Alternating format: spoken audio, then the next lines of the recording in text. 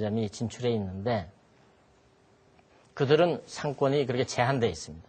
35만 가구, 3만 5천 가구 이렇게 제한되어 있어요.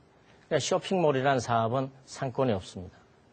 예를 들어서 이 지구상에서 가장 세계 유통사업자들이 미국만 가면 구경하고 오는 몰 오브 아메리카, 시카고에서 1시간 반 정도 가는 미네아폴리스 도시에 그게 원래 미네아폴리스가 군사 도시였습니다. 그런데 몰 오브 아메리카가 10년 전에 12만 평을 지어서 고생을 했어요. 10년 동안. 고생한 결과 병원도 들어와 학교도 들어와 여러 가지 사회 인프라가 들어와서 오늘날 10년 후에 몰 오브 아메리카도 세계 1등이 됐지만 바로 미네아폴리스가 그 후진 군사 도시에서 중서부에서 가장 고급스러운 교육도시로 바뀐 겁니다. 자, 이것이 쇼핑몰이 해야 할 기능이단 말이에요. 유통산업 하면 돈 버는 것이 최고다 하는 그 비즈니스의 소매 리테일 산업이 아니고 진짜 유통산업은 도시개발을 촉진하고 도시를 경쟁력 있게 바꿔나온 일들. 이러기 때문에 비즈니스 모델이 전혀 차원이 다르다 하는 것을 여러분들한테 말씀드리고 싶고 또 하나는 일본의 캐널시티입니다. 일본의 후쿠오카 도시에 교외에 후미진 곳에 운동장이 있었습니다. 운동장을 개발해서 아까 말씀드린 것처럼 물을 끓여들여서 캐널을 만들어서 그 유명한 캐널시티를 만들었어요. 6만 4천 방밖에 안 됩니다. 일본에서 가장 큰 쇼핑몰이죠. 그건 후쿠오카 도시를 재개발해서 오늘날 모든 세계 관광객들이 일본의 후쿠오카 가면 이 쇼핑몰을 들리게 돼 있어요. 이것을 벤치마킹해서 제가 2002년도에 코엑스에 그러니까 무역센터 단지의 지하 코엑스몰을 우리가 만들게 된 동기도 거기 있었던 겁니다. 다시 말씀드리면 앞으로 말씀드린 현대 아이파크몰이 용산역을 중심으로 해서 8만 5천 평을 개발했어요. 1단계로. 8만 5천 평이라 그러면 단일 양로로서는 단일 매수로는 우리나라의 제일 큰 건물입니다. 미국의 지구상에 제일 크다는 몰 오브 아메리카 12만 평. 일본에서 제일 크다는 캐널시티가 6만 4천 평. 얼마나 큰 규모입니까? 그러나 1998년도부터 시작된 이 프로젝트로 인하여 지금은 서울 시내에서 소득 수준이 가장 낮았던 용산구가 지금 소득 수준이 가장 높은 구로 변화되는 겁니다. 다시 말씀드리면 쇼핑몰 사업자는 돈을 벌어가는 리테일 비즈니스가 아니고 그래서 디벨로프먼트 비즈니스다. 유통사업을 통해서 도시개발을 촉진하고 도시를 발전시키고 그 지역 개발에 헌신하는 것이다. 그래서 디벨로퍼 비즈니스를 하는 사람들은 사회적 책임과 도덕성이 강해야 되고 국가 민족의식이 강해야 된다 하는 것을 여러분들이 깊이 인식해 주셨으면 좋겠습니다.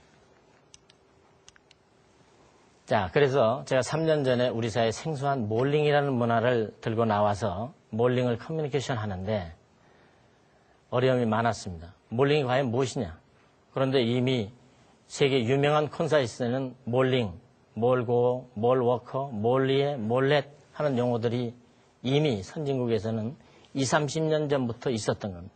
우리는 쇼핑밖에 몰랐어요. 단세포적인 사고였죠. 그런데 학자들 중심으로, 전문가들 중심으로, 산업을 중심으로 많은 커뮤니케이션을 한 결과 언론들이 드디어 받아 써주기 시작했어요. 그렇게 해서 2007년도에 LG경제연구소에서 우리나라의 앞으로 메가 5 트렌드 중에서 몰링이라는 트렌드가 앞으로 힘차게 태동할 것이다. 근데 몰링이라는 문화는 장사하는 문화가 아니고 생활 문화의 품격을 올리는 컨셉입니다. 이것을 여러분들이 잘 이해해 주셨으면 좋겠고, 그럼 몰이란 뭐냐? 이게 무서운 단어들입니다. 몰을 만드는 사람은 기획하고 개발하고 운영까지 책임져라. 근데 우리 사회는 지금 기획하는 디벨로퍼 따로, 또 건설회사 따로, 수분양 대금 먹고 건설 이익 취하면 빨리 도망가기 바쁜 그런 탐욕의 세상들입니다. 미국과 일본은 이미 이것을 알아채고 사회가 안정되고 중소중산층들이 잘 살아갈 수 있으려면 먹고 도망가지 말고 끝까지 책임지어서 투자자들을 책임져 주라. 이것이 몰링의 개념입니다. 두 번째 컨셉은 몰은 다양한 소매업체의 집합체이다. 그러니까 우리가 지금까지 오리엔테이션 되어 있는 단일 양도 유통업들을 집합해서 복합적으로 운영하는 것이다. 이것이 몰의 기본적인 이론과 실제입니다. 그러면서 몰링이라는 개념은 쇼핑뿐만 아니고 엔터테인먼트, 컬처, 우리 생활의 모든 라이프 스타일을 즐기는 그러한 것을 의미하는 것입니다. 그런 사람들을 우리는 몰고 몰리에 여자분들이죠. 몰렛, 몰워커. 하루 종일 사지 않아도 된다. 알파크 몰은 한 번 걸으면 6시간 반 정도 됩니다. 운동 삼아 노인분들은 건강 삼아 걷는 것. 그것이 몰워커입니다.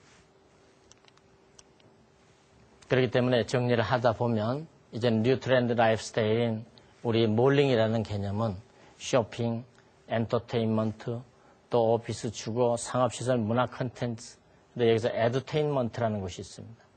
쇼핑몰에서는 문화센터 교육이나 각종 아이들 교육도 에듀테인먼트를 테인먼트, 그러니까 엔터테인먼트가 결합시켜서 재밌게 매일 즐겁게 생활하는 것. 그런 것들을 쇼핑몰에서 추구하는 라이프 스타일 중에 하나입니다. 자, 이러한 문제 때문에 우리 사회가 어려움에 봉착한 것들이 많은데 미국과 일본은 아까 말씀드린 것처럼 제도적인 장치가 딱 있습니다. 디벨로퍼 공부 잘하고 사회적으로 도덕적인 책임이 있고 또 대규모 자본가이면서 전문가성이 있을 것 하는 제도적인 장치로 그 사람이 아니면 디벨로퍼가 안 된다. 두 번째는 건설회사는 디벨로퍼하고 합작해서 하더라도 운영까지 책임져야 된다. 이런 제도적인 장치가 돼 있는데 우리나라는 아직 이런 장치가 없기 때문에 여러분들이 시사성 있게 요즘 느끼는 것처럼 그래서 용산 사태가 일어난 것이고 또 여러분들이 알고 있는 것처럼 쇼핑몰이라고 오픈했던 전국의 집단 상가들 약 54개가 문 열자 말자 문 닫고 지금 무너져 있는 상황입니다. 이거는 사회 제도적인 문제라고 보는 겁니다. 앞으로 여러분들이 해결해야 할 숙제라고 보는 것이죠. 그래서 우리나라 국내 부동산 개발이라 하면 두 가지 측면이 있습니다. 하나는 주택에 대한 개발 문제가 있고 하나는 상업시설에 대한 개발 문제가 있는데 두 가지 다 우리가 용산 사태나 또 전국에 지금 무너져서 슬럼화되고 있는 그 많은 집단상가 지식경제부 통계하면 50여 개가 넘는다고 그러는데 수십만 명의 영세 자영업자, 영세 투자자들, 영세 서민들이 이러한 이유 때문에 생활고에 허덕이고 어려움을 갖고 있기 때문에 사회 안전망에 저해가 되는 겁니다. 흐트러져 있는 겁니다. 이런 이유 때문에 미국은 1976년도부터 일본은 1980년도부터